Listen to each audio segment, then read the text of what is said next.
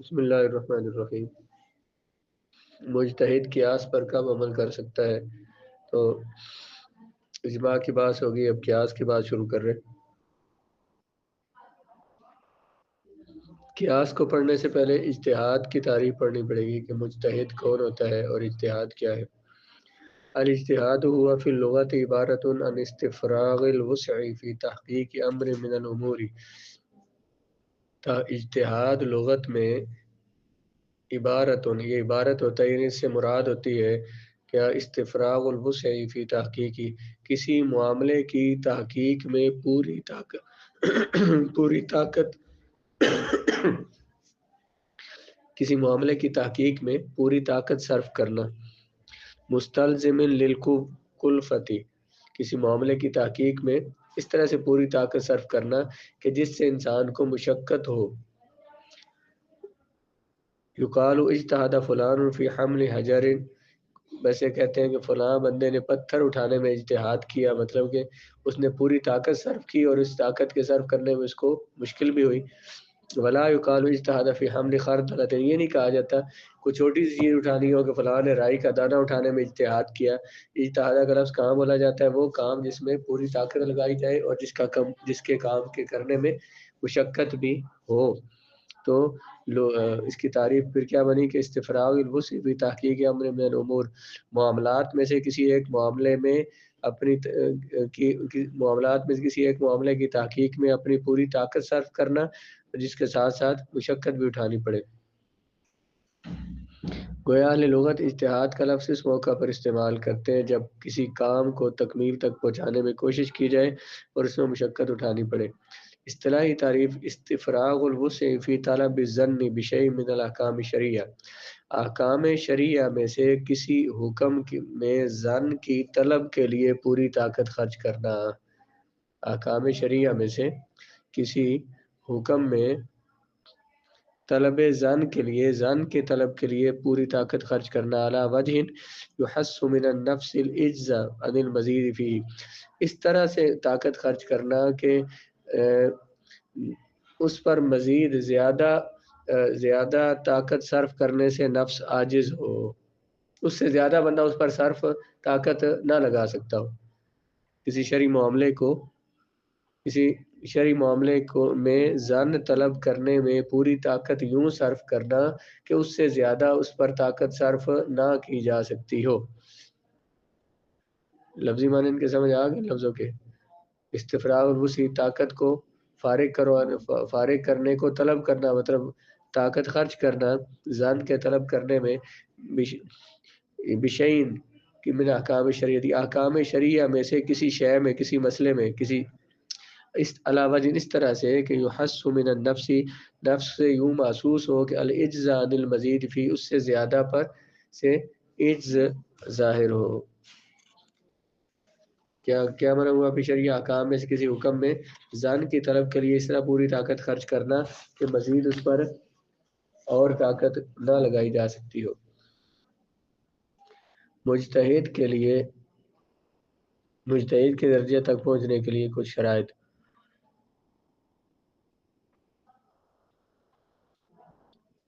کیا ہر شخص کو اجازت ہے کہ اپنے وہم اور گمان کے مطابق اجتہاد کرتا رہے اور شرعی احکام کے مطابق فتوے صادر کرتا رہے؟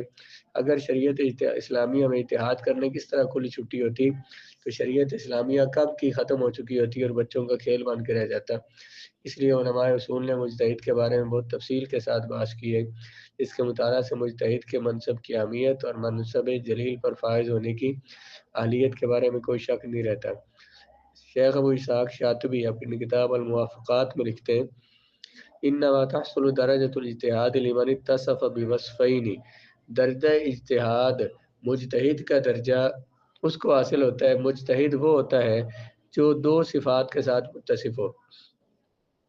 احدہما فہم مقاصد شریعت علی کمالیہ، مقاصد شریعت کو مکمل طور پر سمجھتا ہو، شریعت کے جو ہم نے اللہ تعالیٰ نے ہم پہ احکام لازم کیے ہیں تو ان احکام کے لازم کرنے کا مقصد کیا ہے یہ سمجھتا ہو۔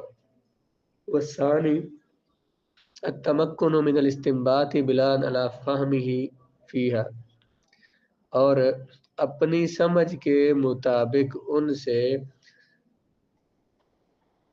قرآن و حدیث سے مسائل کا استنباط کرنے کی طاقت رکھتا ہو، تمکن قدرت رکھتا ہو، استنباط کی بلا علی فہمی فیہا، اپنی فہم پہ بنیاد رکھتے ہوئے فیہا شرعی احکام میں یا قرآن و حدیث میں۔ المجتہد هو الفقیر فقیہ المستفرغ بوسعہ لتحصیل ظن بحکم شرعی، مجتہد وہ فقیہ ہوتا ہے جو اپنی پوری طاقت خرچ کرتا ہے کسی حکم شرعی میں ظن حاصل کرنے کے لیے، جو کسی حکم شرعی میں ظن حاصل کرنے کے لیے پوری طاقت خرچ کرتا ہے اس کو فقیہ کہتے ہیں، مجتہد کہتے ہیں۔ ولا بد ان یکون بالغا، اس کے ضروری ہے کہ وہ بالغ و عاقل ہو، اور اسے ایسا ملکہ حاصل ہو جس کے ذریعے وہ شرعی احکام کو ان کے مآخذ سے، ان کے مصادر سے اخذ کر سکے۔ عاقل بالغ مسلمان ہو اور اس کو ایسا ملکہ حاصل ہو کہ جس کے ذریعے وہ احکام کا استخراج کر سکے ماخذ سے، ماخذ جو اصلی دلائل ہے قرآن سے، سنت سے۔ کسی فقیہ میں یہ استعداد کب پیدا ہوتی ہے؟ اس کے لیے 5 شرائط ہیں، یعنی وہ فقیہ کب بنتا ہے اور کب مجتہد کب بنتا ہے۔ اس کے لیے پہلے یہ حد یہ ہے کہ یکون عالما بنصوص الکتاب و سنہ، کتاب و سنت کی نصوص کا عالم ہو۔ فإن قصر في أحدهما لم يكن مجتهدا ولا يجوز له الاجتهاد، اگر قرآن اور سنت کی تعلیم میں ناقص ہو تو مجتہد نہیں ہو سکتا اور نہ اس کے لیے اجتہاد کرنا جائز ہے۔ تو تمام آیات قرآنی اور تمام سنن کا جاننا مجتہد کے لیے شرط اول ہے۔ تمام آیات قرآنی اور تمام سنتوں کو جاننا۔ اس کے بارے میں علماء اصول نے ایک تصریح یہ کی ہے کہ کم از کم ان آیات کا علم ضروری ہے جو آیات احکام ہیں۔ اگر پوری آیات نہ بھی تفصیل سے جانتا ہو تو آیات احکام جو 500 ہیں اور احادیث احکام جو 3000 ہیں ان کے بارے میں جانتا ہو۔ امام احمد نے فرمایا رحمہ اللہ تعالی رسول التی یدور علیہ العلم عن النبی ینبغی ان تکون الفا و مئۃ، وہ فرماتے ہیں کہ وہ اصول جن پر علم نبوی کا دار و مدار ہے، حضور علیہ الصلوۃ والسلام کی بارگاہ سے علم لینے کا، وہ جو اصول ہیں وہ 1200 ہیں۔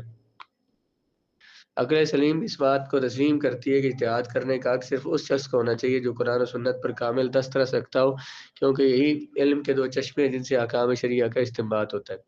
دوسری شرط یہ ہے کہ کون عارفا بمسائل اجماع، اجماع کے جن مسائل پر سلف کا اجماع ہوا ہے، صحابہ کا، تابعین کا، ان کو جانتا ہو، حتی لا یفتی بخلاف ما وقع علیہ الاجماع فی،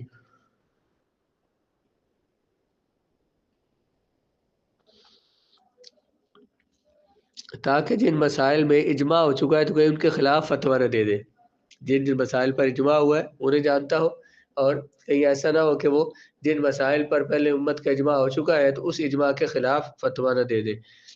یکون عالما بلسان العربی، عربی زبان جانتا ہو، حیث یمکنہ تفسیر ما ورد فی الکتاب من السنۃ من الغریب ونحوہ، یہاں تک کہ عربی زبان اتنی جانتا ہو کہ کتاب و سنت میں جو غریب اور نادر الفاظ جو بہت کم استعمال ہوئے ہیں ان الفاظ کا بھی معنی جانتا ہو۔ عام جو لفظ استعمال ہوتے ہیں ان کو جانتا ہی جانتا ہو، نادر الفاظ کو بھی جانتا ہو۔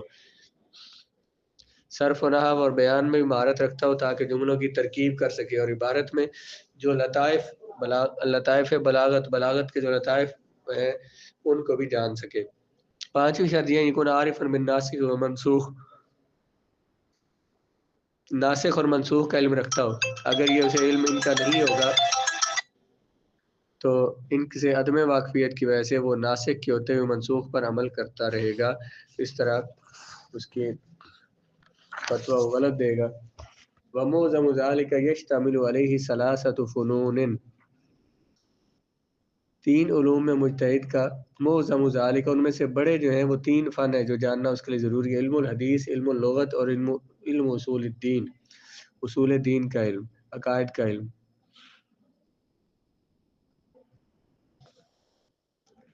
علم حدیث جانتا ہو تاکہ مسائل شریعت کے بارے میں ارشاد نبوی کا اسے پوری طرح علم ہو، نیز حدیث کے صحیح اور ضعیف ہونے میں فرق کر سکے۔ اصول سے مراد اصول جو فقہ ہیں، یہ بھی مراد ہو سکتے ہیں، جیسے کہ اصول فقہ پہ دسترس رکھتا ہو، خاص عام مطلق مقید حقیقت مجاز صریح کنایہ دلالت النص اشارت النص عبارت النص اقتضاء النص ان کو جانتا ہو۔ اگر یہ شرائط پڑھیں تو ان سے پتہ چل جاتا ہے کہ ہر بندے کے لیے مجتہد ہو ہی نہیں سکتا جس میں جو یہ چیزیں نہ جانتا ہو، کیونکہ یہ اصول ہے۔ جب علماء اور مجتہدین نے قرآن مجید کے الفاظ کو 20 قسموں میں صرف تقسیم کیا کہ صرف 20 قسم کے لفظ ہیں قرآن میں، اور ان سے انہوں نے مسائل اخذ کیے ہیں، تو اس لیے ان کو جاننا ضروری ہے۔ الواجب المجتہدی طلب حکم الحادثۃ من کتاب اللہ تعالی، اگر مجتہد پر لازم ہے کہ جب بھی کوئی واقعہ کو مسئلہ پیش آئے تو سب سے پہلے اس کا حل قرآن سے تلاش کرے، ثم من سنت رسول اللہ، پھر رسول اللہ علیہ السلام کی سنت میں اگر قرآن میں واضح طور پر اسے اس کا حکم نہیں ملا تو پھر وہ حضور کی سنت سے صریح نص سے تلاش کرے۔ سنت بھی ایسی جس میں صریح واضح طور پر الفاظ موجود ہوں، واضح طور پر کسی مسئلے پر واضح دلیل موجود ہو، صریح نص ڈھونڈے، یا اگر صریح نص نہیں ہے تو دلالت یا دلالت النص کے ذریعے حدیث سے دلیل بنائے۔ فإنه لا سبیل إلى العمل بالرأي مع امکان العمل بالنص، یہ کیوں کہا گیا کہ پہلے قرآن کو دیکھے، مسئلے کا استنباط قرآن سے کرے، مسئلے کا حل قرآن سے تلاش کرے، اگر قرآن میں نہیں ملا اسے تو پھر حدیث کی طرف رجوع کرے۔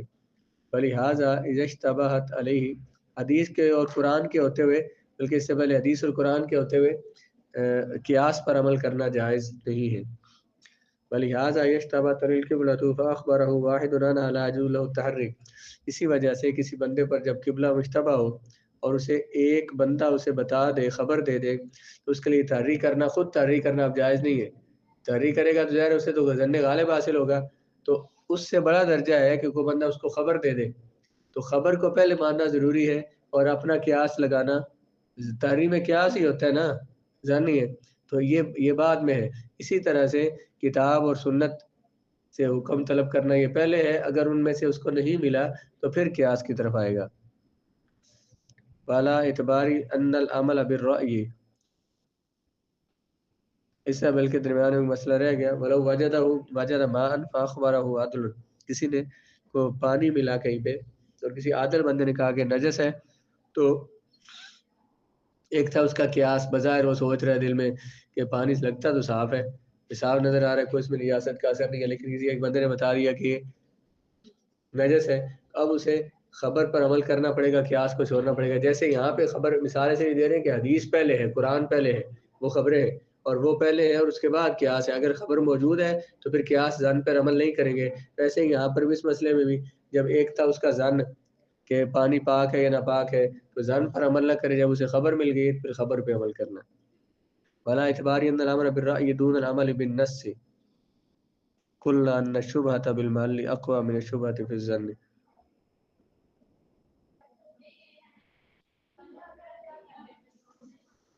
جب ہم نے یہ بات کہی کہ رائے پر عمل کرنا نص پر عمل کرنے سے افضل ہے، ان العمل بالرأی، رائے پر عمل کرنا یہ نص پر عمل کرنے سے درجے میں کم ہے، قلنا ان الشبهة بالمحل اقوى من الشبهة في الظن، اس بات پہ کیا یہ جو مسئلہ ہم نے بولا کیا کہ نص پر عمل کرنا ظن پر عمل کرنے سے اولا ہے، اس سے ہم نے کہا کہ الشبهة بالمحل، محل میں شبہ ہونا ظن میں شبہ ہونے سے اقوی ہے، محل میں شبہ ہونا ظن میں شبہ ہونے سے زیادہ قوی ہے، محل میں شبہ ظن میں شبہ سے زیادہ قوی ہے۔ اس کا مطلب کیا ہے؟ ہم علماء اناف نے کہا کہ شبہ بالمال شبہ فی الظن سے قوت ہے۔ شبہ فی الظن کیا ہے؟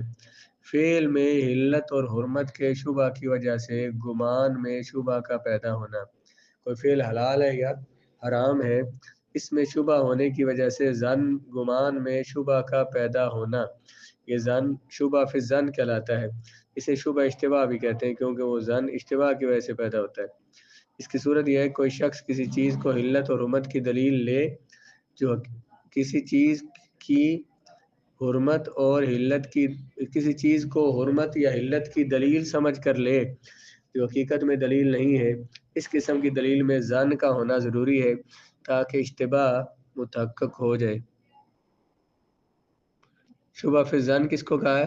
کسی فعل میں علت اور حرمت، حلال ہونے اور حرام ہونے کے شبہ کی وجہ سے گمان میں شبہ پیدا ہو جائے۔ کسی چیز کے بارے میں یہ یقین نہیں ہے کہ یہ حلال ہے یا حرام ہے، اسی بات میں اس کے حلال ہونے اور حرام ہونے میں شبہ ہے، تو اس کی وجہ سے بندے کے ذہن میں بھی شبہ پیدا ہو گیا، تو اس کو یعنی شریعت نے جس کو، جیسے کہ ہم نے وہ پڑھا تھا، جیسے مثلا گدھے کے جھوٹے پانی کے بارے میں پڑھا کہ اس کے پاک اور ناپاک ہونے میں شبہ ہے، تو جب اس کے پاک اور ناپاک ہونے میں شبہ ہوا، یہ نص سے ثابت ہوا تھا یہ شبہ، تو پھر اسی طرح بندے کے جس نے یہ نص سنی تو اس کے ذہن میں بھی شبہ آ گیا، اس کو شبہ فی الظن کہتے ہیں۔ اور شبہ بالمحل کو شبہۃ الدلیل بھی کہتے ہیں اور شبہ حکمیہ بھی کہتے ہیں۔ وہ شبہ جو کسی دلیل کی وجہ سے پیدا ہو، یعنی وہ دلیل کسی چیز کے حلال ہونے کا شبہ پیدا کرتی ہے، وہ شبہ جو کسی دلیل کی وجہ سے پیدا ہو۔ کون سی دلیل؟ وہ دلیل جو کسی چیز کے حلال ہونے کا شبہ پیدا کرتی ہے حالانکہ وہ حلال نہیں ہے، یا کسی چیز کے حرام ہونے کا شبہ پیدا کرتی ہے حالانکہ وہ حرام نہیں ہے۔ اور شبہ بالمحل کیا کہا؟ وہ دلیل جو کسی چیز کے حلال ہونے کا شبہ پیش کرتی ہو حالانکہ وہ حلال نہ ہو، یا حرام ہونے کا شبہ پیش کرتی ہو حالانکہ وہ حرام نہ ہو، اس کو شبہ بالمحل کہتے ہیں۔ حتی ساقط اعتبار ظن العبد فی الفصل الاولی، پہلی صورت میں بندے کا ظن ساقط ہو جاتا ہے جہاں بندے کے ظن کا اعتبار وہاں ساقط ہو جاتا ہے جہاں شبہ بالمحل پایا جائے، اور جہاں شبہ محل میں نہ ہو تو وہاں شبہ فی الظن کا خیال کیا جائے گا۔ حتی ساقط اعتبار ظن العبد فی الفصل الاولی، کہتے ہیں پہلی صورت میں جب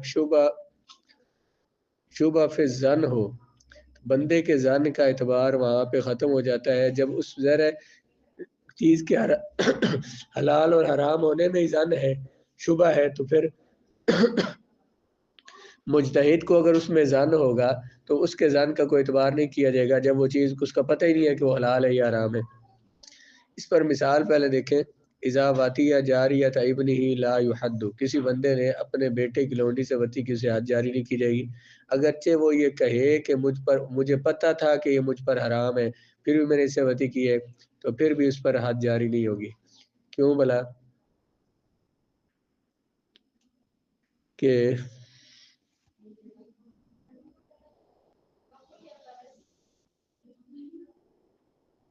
شبہ فی المحل ہوا ہے، یہاں پہ محل میں شبہ ہے، وہ محل کیا ہے؟ وہ لونڈی جو ہے اس میں شبہ ہے، وہ شبہ بھی دلیل سے آیا ہے۔ دلیل کس سے؟ جو رسول اللہ نے فرمایا کہ انت و مالک لابیک، تو اور تیرا مال تیرے باپ کا ہے، تو وہ جو بچہ ہے، وہ جو بیٹا ہے، اس کا مال ہے یہ لونڈی۔ تو حدیث پاک سے یہ ثابت ہوا، حدیث پاک نے کیا کہا کہ تو اور تیرا مال تیرے باپ کا ہے، مطلب کہ وہ لونڈی جس طرح بیٹے کی ہے تو اسی طرح باپ کی بھی ہے، تو یہ شبہ حدیث سے آیا تھا۔ اس وجہ سے اس شبہ پیدا ہوا کہ یہ لونڈی اس کے لیے حلال ہے یا حلال نہیں ہے۔ بندے کو بے شک یہ شبہ نہیں تھا، وہ کیا کہہ رہا ہے کہ مجھے پتہ ہے کہ مجھ پہ حرام تھی یہ، لیکن یہ دلیل سے یہ شبہ پیدا ہوا۔ شبہ فی المحل ہم نے کس کو کہا بالآخر میں؟ وہ شبہ جو نص کی وجہ سے پیدا ہوتا ہے، نص کی وجہ سے پیدا ہوتا ہے، اور جو کسی دلیل کی وجہ سے پیدا ہو، یعنی وہ دلیل کسی چیز کے حلال ہونے کا شبہ کرتی ہو حالانکہ وہ ہر چیز حلال نہ ہو۔ یہ لونڈی اس کے لیے حلال ہے نہیں ہے، لیکن دلیل سے شبہ پیدا ہوتا ہے کہ شاید اس کے لیے حلال ہو، تو فَإِنْ قَالَ عَلِمْتُ، اگرچہ بیٹے کی لونڈی سے ہوتی کی تو اس پر حد جاری نہیں کی جائے گی، اگرچہ وہ یہ کہے کہ مجھے پتا تھا کہ مجھ پر حرام ہے۔ وَيَثْبُتُ نَسَبُ الْوَلَدِ مِنْهُ لِأَنَّ شُبْهَةَ الْمِلْكِ لَهُ ثَبَتَتْ بِالنَّصِّ فِي مَالِ الْإِبْنِ، اور اگر اس سے بچہ پیدا ہو تو اس کا نسب اس باپ سے ثابت ہوگا، کیونکہ ملک کا شبہ نس کی وجہ سے آیا ہے، اور نس کیا ہے؟ رسول اللہ علیہ السلام نے فرمایا تھا مالک لابیک فسقط اعتبار ظنہ، جب نس کی وجہ سے شبہ پڑا ہے تو بندے کے ظن کا اعتبار ساقط ہو جائے گا، فی الحل والحرمت، حرمت اور علت میں بندے کا گمان کیا ہے یہ ساکت ہو جائے گا، نس کی وجہ سے شبہ آیا تو اس شبہ کا اسے فائدہ دیتے ہوئے اس پر حد جاری نہیں کی جائے گی۔